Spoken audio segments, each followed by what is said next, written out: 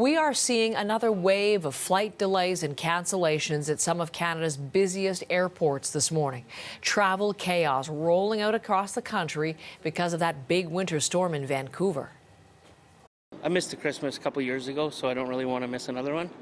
So I'm doing anything in my power to make sure I'm there. I tried to rent a car, and then they told me it would be 2 days. My next flight would be next Friday.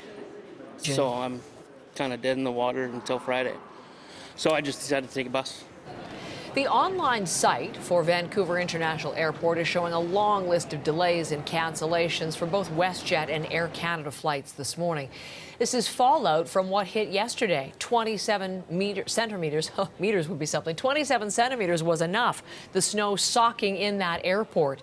And the airport authority is calling the number of cancellations yesterday unprecedented. Almost every flight landing or taking off was either grounded or delayed, stranding tens of thousands of passengers. All our flights are canceled. Now we're trying to get an Uber to take us over to a hotel, which seems to be a little hard, but anyway, we're getting there. Some passengers say they've been stuck at Vancouver Airport for days. Hundreds of flights had already been canceled for Sunday and Monday before the storm hit yesterday and buried the airport under those 27 centimeters. As John Hernandez tells us, some travelers ended up sitting in planes on the tarmac for hours.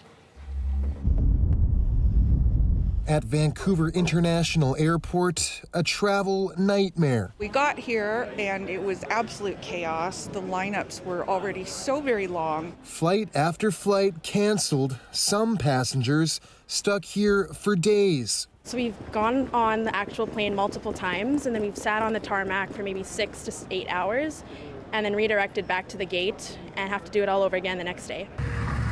It started with a blitz of cold and snow on Sunday, forcing widespread flight delays and cancellations. Then more snow on Monday night into Tuesday morning that grounded every plane here. You start off just accepting it, and then you get more and more frustrated, and then you get more and more tired. This couple from New Zealand was stuck on the tarmac for 13 hours with their 1-year-old, watching as their supply of baby formula dwindled. We would have had enough for a bit of a stoppage or delay, but for how long we were on there and how much we were having to give him to try to keep him from screaming. Yeah, we ran through it quickly.